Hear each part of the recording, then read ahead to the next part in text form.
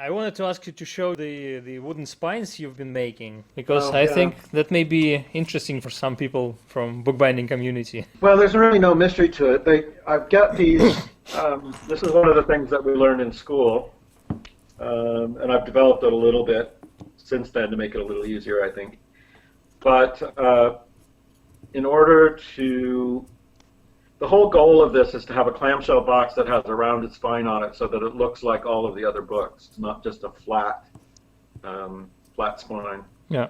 So it's done with basswood, which is a really light, easily manipulated wood. It's soft. The grain's very straight. There aren't any knots or anything in it.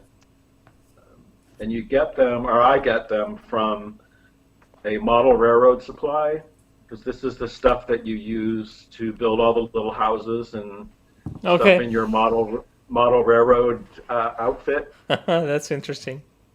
So you can get these pretty easily, and these particular books are an inch and a half thick. What would that be? It's 40 millimeter. Yeah, 30, 38 millimeter. You cut them all up to be that size. They're 8.5 by 11, so 11 high, and then you just mark them so that they're rounded Yeah. with some pencils. You mount them. You also glue the back of it with bookboard. Yeah. This makes it easier to manipulate and glue later on. Okay. And you nail them to, this is where it got difficult at home. You just nail them to another piece of wood to hold it. And then you mount this. Normally you just would mount this into the job backer. Yeah. And I found out after I got home that the job backer is the best place to do it, because I have just a plain old vise Yeah. here to do it. And what turns out is that the cheeks on the vise are so wide that when you put this in here, there's not enough room. Hang on a second. There's not enough room on the vise to get the, I don't know if they can see that. So when you're putting this in here, the cheeks of the vise are so wide, there's not enough room to get the plane in here. Yeah. Okay. Oh yeah, I Because the, understand. So you when you go on the sides, on the round sides of the spine, the vise yep, will prevent the it prevents it from moving. So what you end up having to do is mount it twice. Once with one it side skewed and way up yeah. this side, Yeah. once skewed way up on that side. Yeah. And it just, doubles or triples the time it takes to do anything. Yeah. But, what else have I got to do? So you just end up planing them off, just plane off the edges here, and they end up looking like this, as Yeah. you'd expect.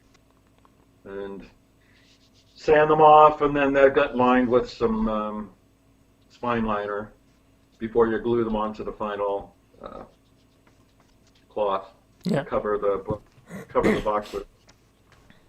And that's about all. It's about all there is to it, really. Nothing really dramatic, but Yeah, it's not. nothing dramatic when you know how to do it, but if that's a new task for you, that may be But it's something. something I can do. It's something I can do here. Yeah. But it's funny too when you start actually working on things at home and you realize some of the stuff that you left at the studio that you really need. Yeah, it's very important. Some tools Like, are for example, I have these two nails, yeah. little two brad nails to mount this to. Yeah. Well, after doing, I don't know, what have I got? 18 of them done or so, which means 36 of them, 18 on one side, 18 on the other side. Yeah. My nails are now bent to such a point where they're not going in anymore, and the nails are at the studio. Yeah. And you can't really go out and get any more. So the only other nails I have are like picture frame mounting Okay. things that aren't Yeah. big enough, or these great big Not really useful, yeah. like sheetrock nails. Yeah. I don't really have the little ones. So I've been working with the pliers to try to get them straightened out so I can get them nailed in one more time. And I brought all my knives home to sharpen, so I got them all sharpened, but I didn't bring the strop. Okay. So they're mostly sharpened. Yeah. mostly sharpened.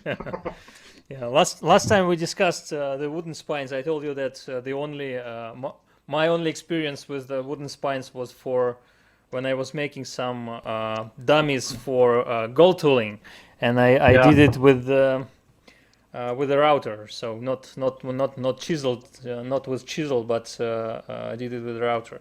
But that wasn't true because I just realized that once again to talk about Ben Elbel, that was something that Ben Elbel asked me for one of his projects. He needed spines for, I understand, for boxes or something like that, and he asked me if I can 3D print them. So I did this.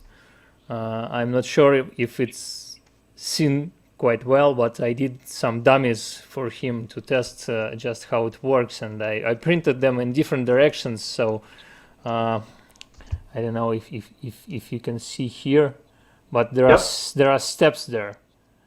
Yeah. And here it's quite round. Yeah. Because they are printed. One was printed horizontally, and the other one was printed vertically. So and it goes in layers, and that's why there are steps.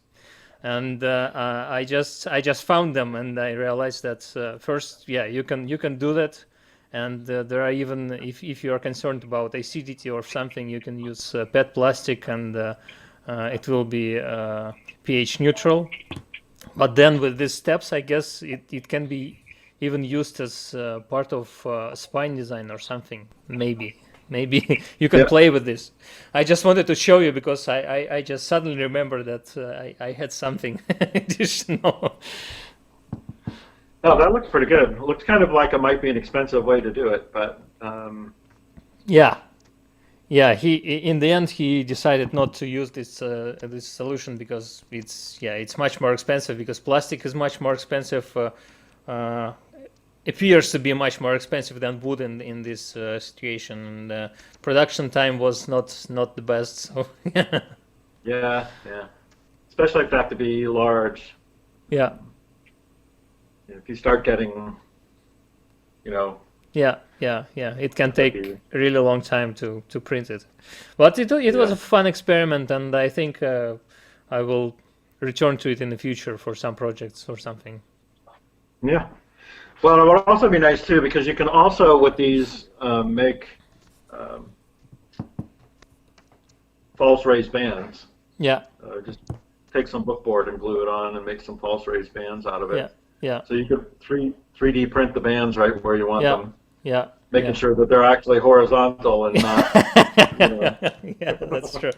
Not only raised bands, but I guess some other weird shapes. You can make the spine follow some weird pattern or something. You can impress some designs, patterns, letters, something.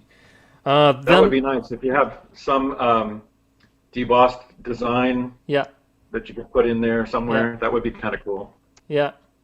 So there is definitely something to this idea.